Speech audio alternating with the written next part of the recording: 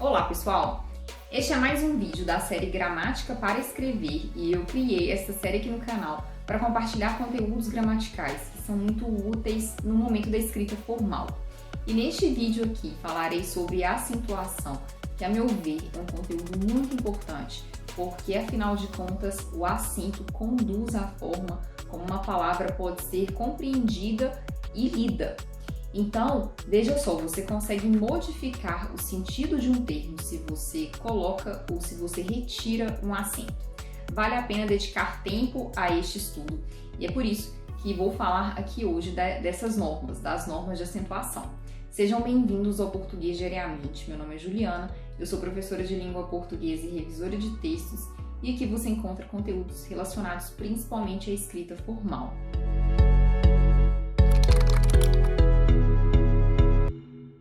E aí, pessoal, antes de começar a falar das normas, eu vou fazer uma introdução colocando alguns conceitos para vocês e também advertindo, lembrando que eu vou fazer um geral das normas de acentuação, mas isso não vai te isentar de vez ou outra ter de fazer consultas.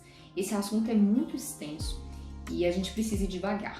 Mas de toda forma, eu acredito que o que eu vou transmitir aqui hoje vai ajudar bastante a vocês a lidar com esse assunto, com a acentuação. Primeiro, para que servem os acentos? Pessoal, os acentos conduzem a leitura e o entendimento de um termo, de uma palavra. Como eu comentei aqui, vocês conseguem modificar o sentido de um vocábulo se vocês colocarem ou se vocês retirarem o acento. Então, vou colocar alguns exemplos.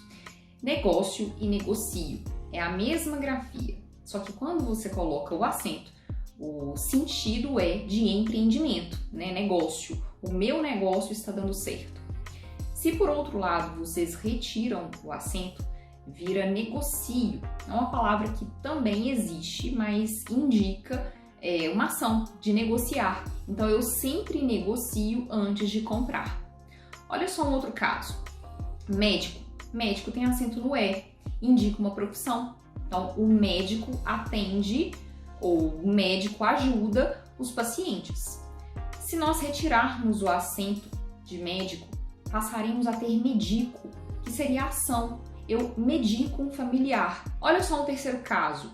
Doido e doído.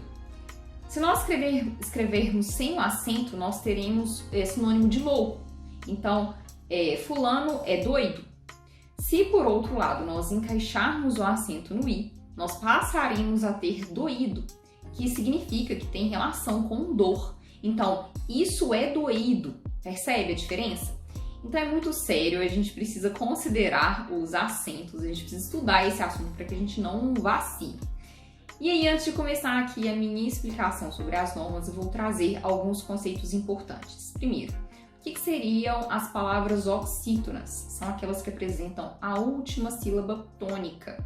Então, é o caso de café. Então, café apresenta a última sílaba tônica. O que seriam as paroxítonas? São as palavras que apresentam a penúltima sílaba tônica.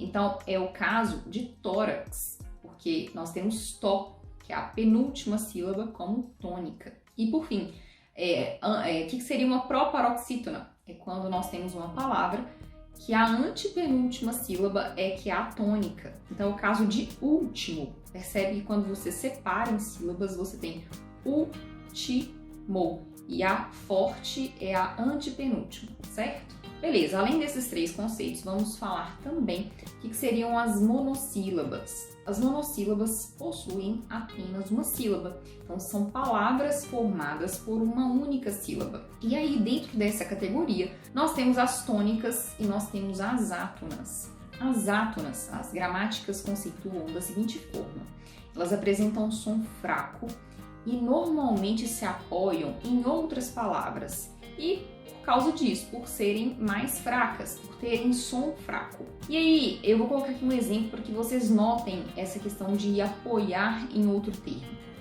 Imagine que você diga: João está do outro lado da rua. O do aqui é a monossílaba e ela será considerada átona porque esse do não é forte. Então, ele até apoia em outro, de forma tal que a sensação que você tem quando você pronuncia é que as palavras estão emendadas do outro lado da rua. Agora, deixa eu fazer aqui um contraste para que você perceba a tônica. A tônica, ao contrário da átona, é forte e ela não faz esse apoio em outro termo, exatamente porque ela tem essa autonomia fonética. Então, imagine agora que eu acentue dó. E aí agora, em vez de ter dó, eu vou ter dó. Então, eu tenho dó dele. Veja que aqui o dó, ele tem mais força, tá vendo? Então, é aqui que eu quero chegar com esse conceito, né? Com essa diferença. Existe uma listinha que ajuda a gente a identificar as monossílabas átonas. E aí, aqui na descrição do vídeo, eu vou deixar um resumo desse assunto. E lá nesse resumo eu vou pôr essa listinha de termos da língua que normalmente funcionam como monossílabas átonas, ok? E aí fica fácil, se você quiser consultar, tá aqui no resumo. Beleza, e aí o que acontece? Quando você faz essa diferenciação, né, para que ela serve? Para você se lembrar de que você só vai acentuar as tônicas. Então, primeiro a gente identifica se é uma átona ou se é uma tônica, porque afinal de contas, perceba aí, eu te falei de dó, né? Dó e dó. É a mesma grafia, o que muda é o acento.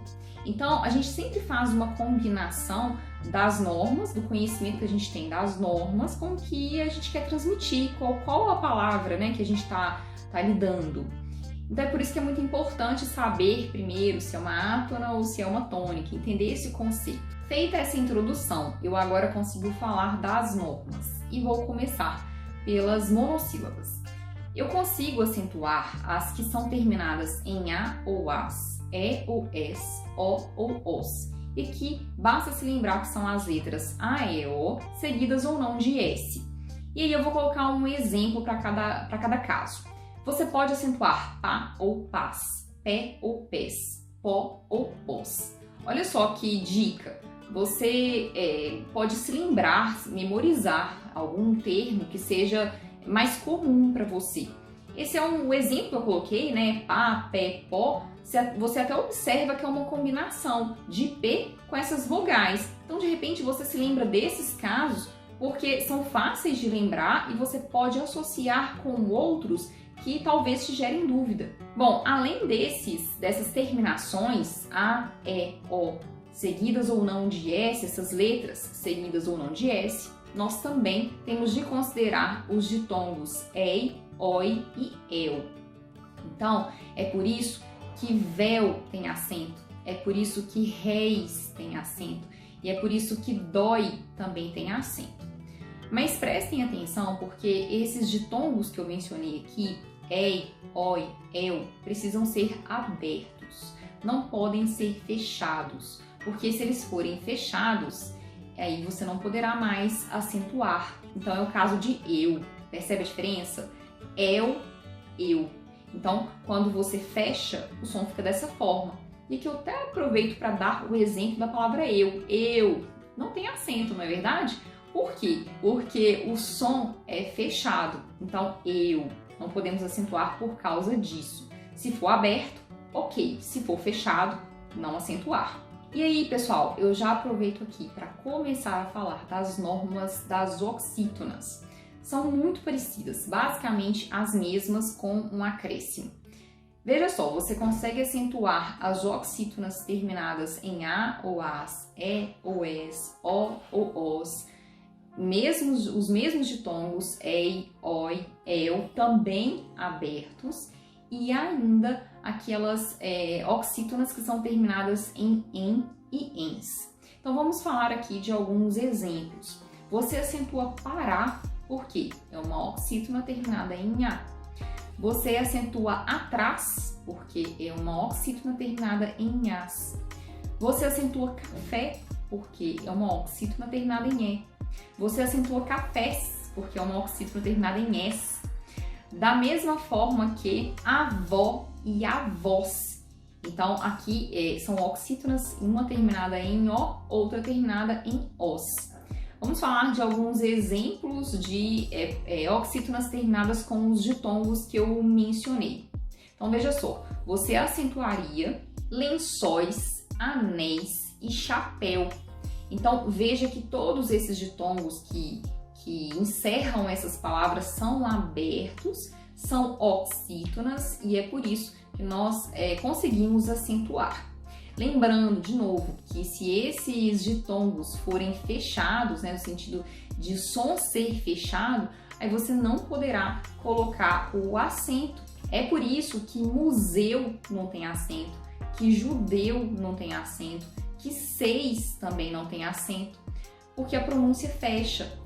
É o el e o ei, que eu mencionei aqui, só que fechados. Na verdade, em vez de ser el e ei, vai ser eu, ei, né? Fica um pouquinho fechado, certo? Então, é lembrar disso. Essas mesmas normas que eu mencionei também valem para quando você precisa adequar os verbos terminados com R, S ou Z, porque você faz uma contração com os pronomes o, a, os ou as, né?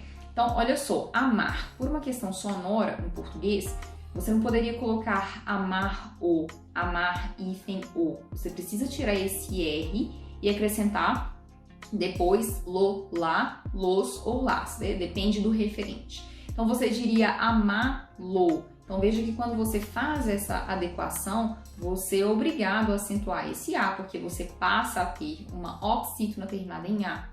A mesma coisa acontece com perder.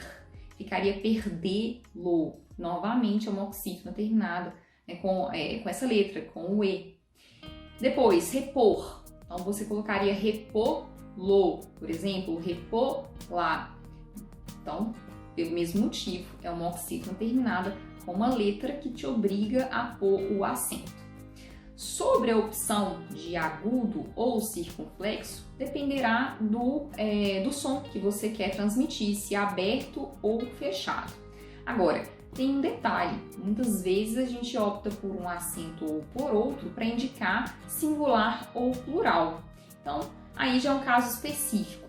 Então, é o caso de intervém com acento agudo, que indica singular, então ele intervém, e intervém com acento circunflexo, que seria relativo ao plural, eles intervêm. Então, nós temos esses detalhes. Bom, eu peço também que você fique atento a tem, porque você não poderia acentuar se você quer se referir ao singular, mas se você quer se referir ao plural, aí você teria de pôr o acento. Sobre os exemplos das oxítonas terminadas em e ens, eu sempre me lembro de refém e de reféns e de parabéns, então são muito comuns e fica mais fácil de a gente se lembrar desse caso. Pessoal, maravilha! Vamos falar agora de paroxítonas. As paroxítonas apresentam, lembrando, a penúltima sílaba tônica. E aqui nós vamos pensar também em terminações. Então, olha só, nós vamos acentuar aquelas terminadas com ditongos orais crescentes. E aí, deixa eu explicar, deixa eu dar uma prévia do que seriam esses termos para vocês entenderem. Ditongo é o encontro de duas vogais, né? Então, na separação silábica, são duas vogais vizinhas que ficam juntas na mesma sílaba. Então, ok, a parte do ditongo a gente conseguiu entender, a gente conseguiu se lembrar. Eu já até coloquei outros exemplos quando fui falar de oxítonas. O que seriam os ditongos orais? Quando você pronuncia, o ar sai todo pela boca. Então, é o contrário do que acontece quando o ditongo é nasal. Então, quando é nasal, o ar sai uma parte do ar sai pelo nariz e aí o som fica nasalizado. É o caso de ão, por exemplo. Mas aí, quando isso não acontece, de o ar sair pelo nariz, quando ele sai todo pela boca, aí que nós temos o ditongo oral. Então, é o caso de régua. Então, veja que o A, esse ditongo UA, ele sai, quando você vai pronunciar, o ar sai todo pela boca e o som fica livre, certo? Agora, vamos entender essa história do ditongo ser oral e crescente, né? Por que crescente? Nós temos no português dois conceitos, o de semivogal e o de vogal. Você já conhece, já sabe desde sempre que A, E, I, O, U são as vogais do português e a gente aprende isso lá na pré-escola.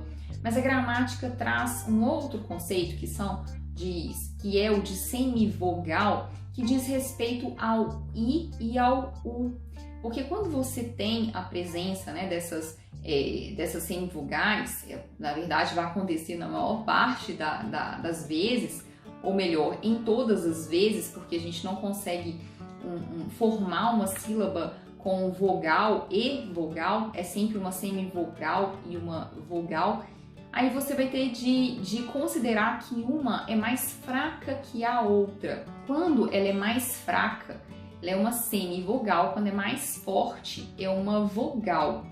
E aí o I e o U que eu mencionei, eles funcionam, né? Essas vogais funcionam como, na verdade, semivogais. Porque quando você vai pronunciar, é a que apresenta um som um pouquinho mais discreto do que a outra vogal que está perto, né? Então, veja só, em régua, qual que é o som que, entre U e A, qual que é o que destaca? O A. Então, nós tivemos primeiro uma semivogal, que foi o U, e depois nós tivemos uma vogal, que foi o A, régua, certo? Vou colocar aqui outro exemplo, tênue. Então, veja que quando você pronuncia esse o E tênue, né, ressalta o E e não o U. Ele é considerado uma semivogal. Ok, um outro exemplo, história. Quando você pronuncia esse ditongo, IA, você repara que forte é o A. Então, o I é semivogal. Além de I e de U, nós podemos ter também, de vez em quando, funcionando como semivogais, o E e o O. Quando que isso vai acontecer? Quando esse E e esse O tiver som de I ou de U, entende? Então, veja só, quando você pronuncia põe em mão, isso acontece. Então, veja que o E de põe acaba ficando com um som de I. E aqui vai funcionar como uma semivogal. E mão a mesma coisa, esse O vai acabar lembrando a palavra, lembrando a letra U. Então, nesse sentido, que o E e que o O podem se tornar semivogais em alguns casos. O A não passa por isso, ele sempre será uma vogal. Então, todas as vezes que nós tivermos um ditongo oral crescente, significa que primeiro aparecerá a semivogal e depois aparecerá a vogal. Então, nos exemplos que eu coloquei, história, primeiro apareceu o I, que é a semivogal, depois apareceu o A, que é a vogal, certo? Então, todas as vezes que for essa combinação, nós acentuaremos a paroxítona. Vamos à próxima terminação. Todas as vezes que nós tivermos os sons nasais ans, ãos, iguan, iguen, aí nós também acentuaremos as paroxítonas. Então, eu sempre me lembro do exemplo imã e imãs, com a terminação an e ans. Sempre me lembro de órfão e órfãos para as terminações ão e ãos. Sempre me lembro de enxaguão para pensar, né, na terminação guão. E enxaguém para me lembrar da terminação guen. Então, se você tiver esses sons nasais, a palavra terminar com eles, aí você vai acentuar a paroxítona. Próxima terminação. Todas as vezes que nós tivermos uma palavra que termina com R, com X, com N ou com L, nós faremos a acentuação, né, dessa paroxítona. Como que eu faço para me lembrar dessas letras? Eu escrevo a palavra rouxinou, depois eu elimino as vogais e as consoantes que sobram e são as que eu preciso me lembrar para aplicar essa norma. Então, olha só alguns exemplos. Açúcar vai ter acento no U, porque é uma paroxítona terminada com R. A palavra pólen vai ter acento no O, porque é uma paroxítona terminada com N. Fênix vai ter acento no E, porque é uma paroxítona terminada com X. Difícil vai ter acento no I, porque é uma paroxítona terminada com L, certo? Além dessas terminações que eu comentei aqui, nós também temos de considerar a terminação PS e a terminação ONS. Então, eu sempre me lembro de íons para aplicar essa norma das terminadas com ONS. E para PS eu me lembro de fórceps. Eu sei que fórceps tem acento e aí é por causa dessa terminação, paroxítona terminada com PS. Joia, vamos às próximas terminações. Todas as vezes que a paroxítona terminar com um ou uns, nós também vamos acentuar.